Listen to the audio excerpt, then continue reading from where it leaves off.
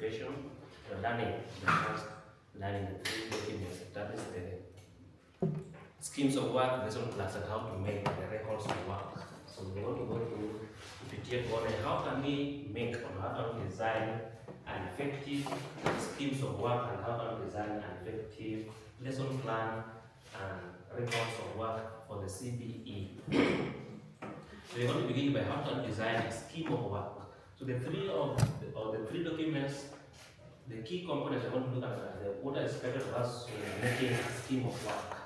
In the end of our career, what are the key or the features of the schemes of work? So we have the first of the key, the schemes of work. Both the three documents help us in strategizing or help us in planning the work, the coursework of a CBE of a given period of time. The schemes is now in a plan and yearly skill learning and yearly or lesson plans and takes place daily or every learning situation takes place. We use the lesson plan. In the record of work is used to document the work that has been covered over a given period of time. So let's begin by the schemes of work. What are the features of the schemes of work? So you have the administrative, the information that are supposed to be regarding on the administrative part. We have the week, the lesson, the strand, the substrand, the specific learning outcome, learning success assessment and methods, and the referral or the remarks at the end of the learning. So the first one, you will begin by writing administrative features where we have the school, the name of the school, the learning area, and part of the learning area also discuss about the time, the period taken for the whole year. So the whole year, we also take which year is it. So the year, and then I'll go specific now how to design now that's schemes of work. So the first strand, we also begin with samples. We have a sample of schemes of work here. The first column is the week, the lesson strand, substrand, the specific learning outcome, the learning experiences, the key inquiry questions, resources, the assessment, and the remarks at the end. Let's begin. The first column, we take the first week. What happens in the first week? The first lesson. The first week of the first lesson.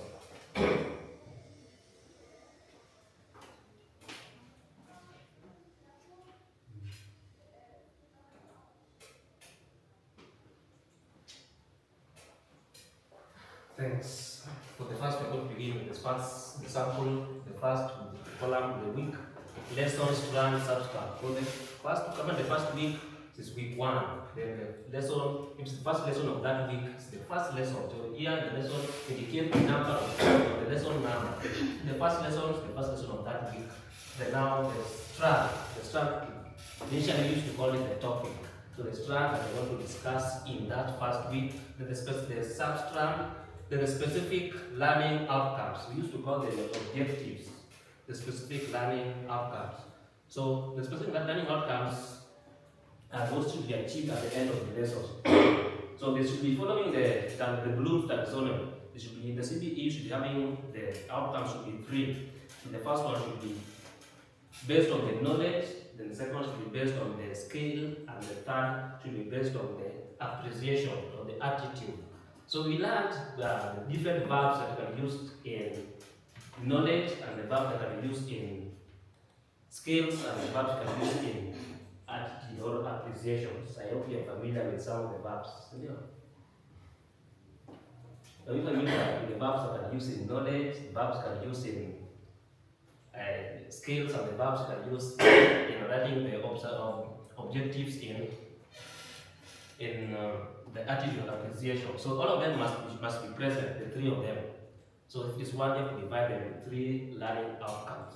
Then you have the learning experiences. So those are what is going to take place during the learning. What you're going to experience is a discussion, what is going to state properly what is taking place during learning. That's what take another learning experience. The key inquiry questions is the questions that will trigger the relation of that can help us understand more or can give the learners ideas of what they should be expecting during learning or as they learn. The resources are what they are going to use during learning. So this facilitators, they should be coming up with the resources that they're going to use during the learning of that. In this case, an example I was using an organic chemistry in grade 10. and studying chemical bonds and solubility of organic compounds. Then by learning outcomes should be the first one, the investigating solubility of organic compounds. Then the second one is explaining why organic compounds dissolve in water. Then apply the knowledge in the solubility in dissolving some salts. So these are the three outcomes and experiences. So this should be in that order. The remarks should be done at the end of the lesson. So all this is a format on how you can use to design a scheme of work. That's the format to design an effective scheme of work. So it helps us as facilitators to program our learning or program our the course outcome, the course, so that it covers all the strands and substrands effectively at a given period of time. I hope that is all that is concerned about the schemes of work. Anybody have a question on the schemes of work? Is that a sample lesson plan or scheme of work? It's just samples of schemes of work for week one, first lesson only, not for the whole week, just for a sample for first lesson, one lesson only. Because I'm seeing the title of the sample of lesson plan. Oh, it's just this title, but it's a sample of a scheme of work. It's a sample of schemes of work.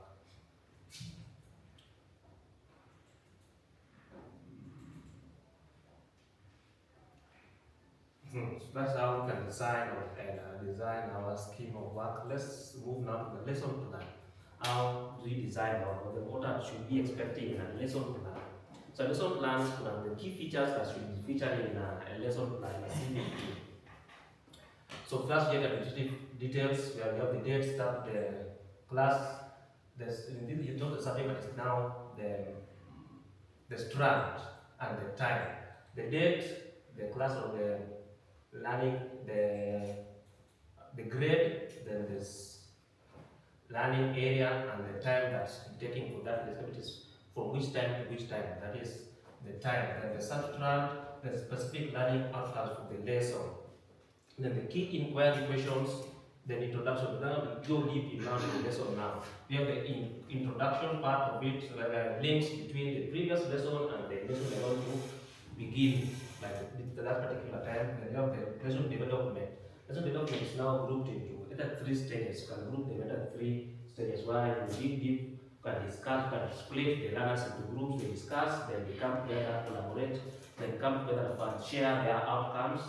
Then you assess at the end of the lesson what if their findings are the right findings of that lesson. Then you have the integration of the resources, learning resources, then assessment. Which method of assessment do you use to assess that lesson? You capture the method that you want to use to assess the lesson, depending on which type of lesson you want to use. It's a practical. We have learned of the methods you use to assess. You can decide, choose one of the method of assessment, then you assess the lesson, then you have the conclusion part of it here. When you conclude your lesson, you write the summary of what the learners have come up with and the shortcomings that the learners have. Then also in the conclusion of the remarks part, you include both what the learners did, that the skills that they learned, you can record the skills that they learned from what their findings were better, and also the shortcomings what they should be correcting at the end of the lesson to better the lesson. Those are captured in the summary of the reflection part of the lesson and the conclusion part. So all these are what should be expected in a lesson plan. I think I have a sample of a lesson plan. You can see sample of a lesson plan.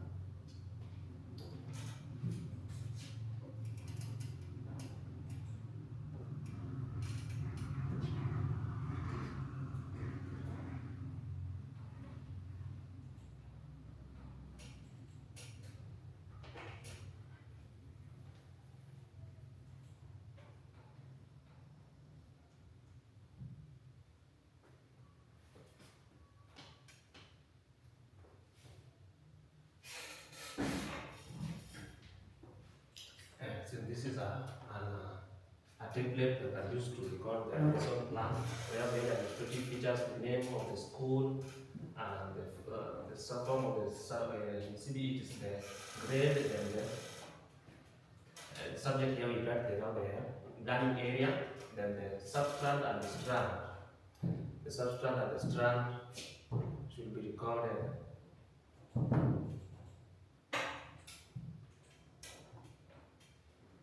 Then the objectives of the learning outcomes recorded there, then the date and the lesson time.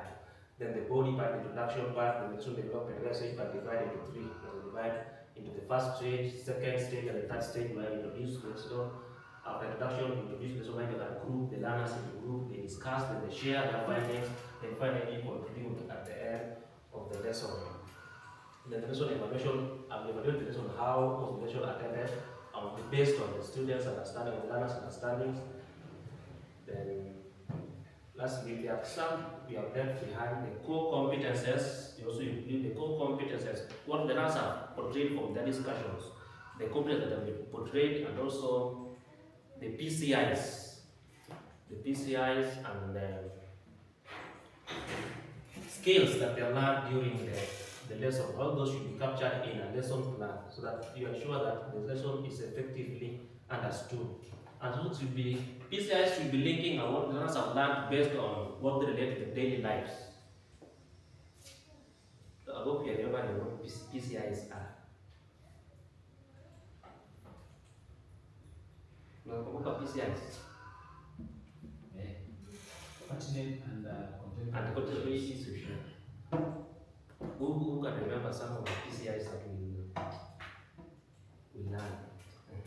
For example, when you're teaching a topic in history and citizenship, and maybe you're talking about say a topic like democracy, and you can link that discussion to what is now happening currently, maybe like the nearing elections, and this is how leaders are chosen, like they're voted for, and whoever wins becomes the leader. Like PCI therefore shall be the elections mode that we are entering. You're trying to bring it to marry it to what you're teaching. Yeah. So PCI is what links what we are learning to the society. What links what we are learning to the society. Also, they can derive that from what we have learned and the observation that we have made during the study, during the lesson. And also the core competences that we can learn during our study. So it should be studied and what we can emulate from what we have learned, and we can learn the skills that we can learn from the areas of studies that we are learning based on what is being learned. So all those should be included in the lesson plan. So those are I think are the core things that should be learned. We should be looking at when you are designing our lesson plan. And finally, we do the records of work, how to design a record of work.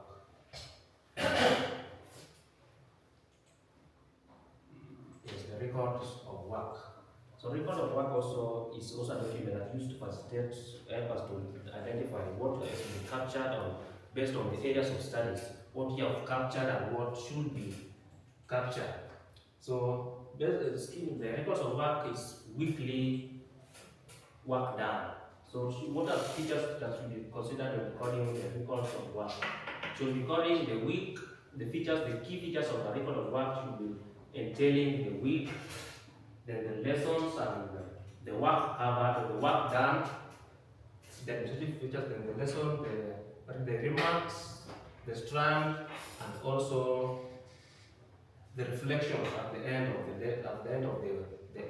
study, of that area of the study. So the purpose of the record of work is also for accountability. What you are accounting for what you have done. So you have to what are you going to indicate in the records of work, saying the dates and what is the week that week, what did you cover, and how many lessons was there, how many lessons did you cover, how many lessons did you attend during that week, and then the work covered during that week, what work was covered at that particular week. Then now, after that week, what are the remarks that you can give at the end of the lesson, the remarks at the end of that week, and what was covered. you record the record of work, the work that was covered, and then give remarks based on what was done. So these are the things you're supposed to be doing. It's just normally 4 columns. They are in a format of a record of work. So the 4 columns where we have the week, the lesson, and also the work covered and the remarks. Those are the key features of the records of work. You're supposed to entail all the four records to help us with the accountability of what we have done. So the 3 documents almost are similar but different are given because schemes of work is a long-term planning. You're planning for a given learning area for a long period of time. So it's for a long-time planning, either term or yearly. You can plan either termly or yearly. While lesson plan is a daily technique and guide us in a daily learning activity. So it's for a single lesson. So you can plan every single lesson you plan for your lesson. But the record of work in a track, the consistency of the work. So it's an ongoing progress in a just a record of what we have covered at a given period of time. So these are the difference between the three, but all of them it helps in facilitating or accountability for the facilitating of learning for the learners. But this mostly helped us as facilitators to plan for what we are going to facilitate during learning. So I think that is all about the 3 documents of learning of the required by the TSC. So anybody having a question on the 3 documents, or somebody having an additional information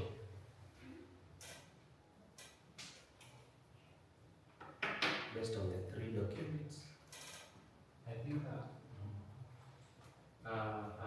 Mr. Kello, how do you go about in a case that when you're planning, from what I understand, the schemes should be aligning with your lesson plans. Yeah. And you meet yourself, for instance, you are supposed to prepare lesson plans for week 1, but the content you're covering is in week 5. The lesson plan is. Let me give you a real life example. What you inform from. Some of the work that we've covered should be covered even in term 3 or term 2, but you covered it in term 1. And what do you do about that now, about the lesson? In my opinion, schemes of work is just to plan the coursework, what is to be covered. But lesson plan, you are writing a lesson plan based on what you are going to teach at that particular time. You are planning for that lesson. So you have to write a lesson plan for the lesson you are going to teach. So you can be ahead of the schemes of work because you have planned by then to cover that area. But maybe you had an extra time, you cover different areas sometimes. So you can, the lesson plan should be covered in just what you are going to teach at that particular time. You can plan for lesson plan that you are taught, but you're planning it now. At least that's according to my opinion. Or anyone having a better explanation to give? I feel the same. What can really be in line is the lesson plan and the records of work covered. Because for a scheme is it's like what you are projecting to cover in the course of the term. And at times things may change, where maybe we have a strike or the COVID comes, we need to cover the same work we had planned to cover. So in most cases you will realize whatever you're covering is actually not redundant with what is supposed to be covered at that time as pertains to the scheme of work. So it's just a projection.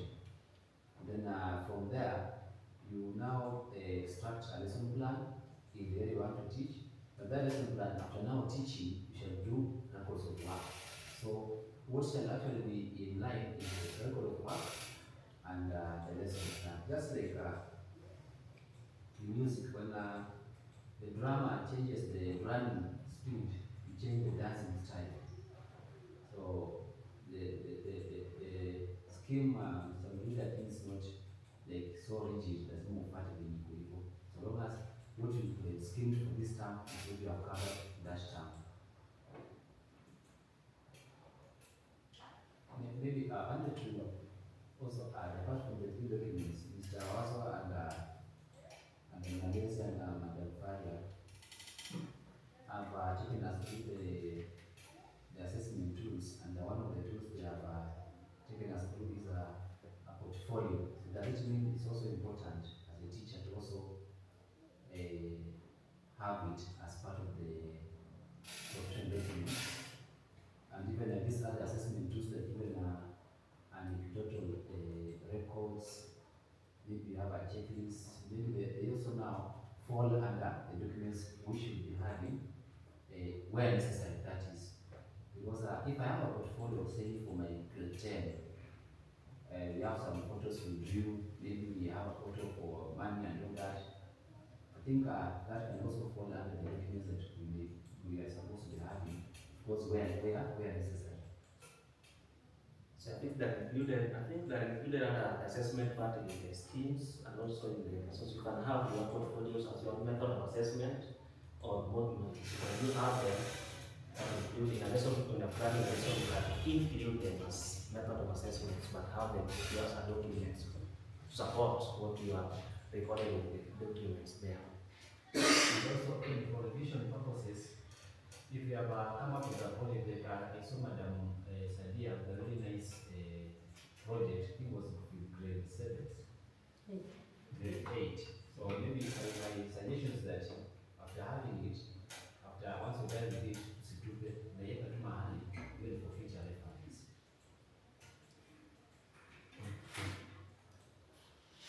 Anybody else? So that's the end of my presentation. Yes, we are now familiar with what should be expecting in the three, preparing the three documents. You know what's supposed to be including in every document. Thank you. Can I appreciate this talk?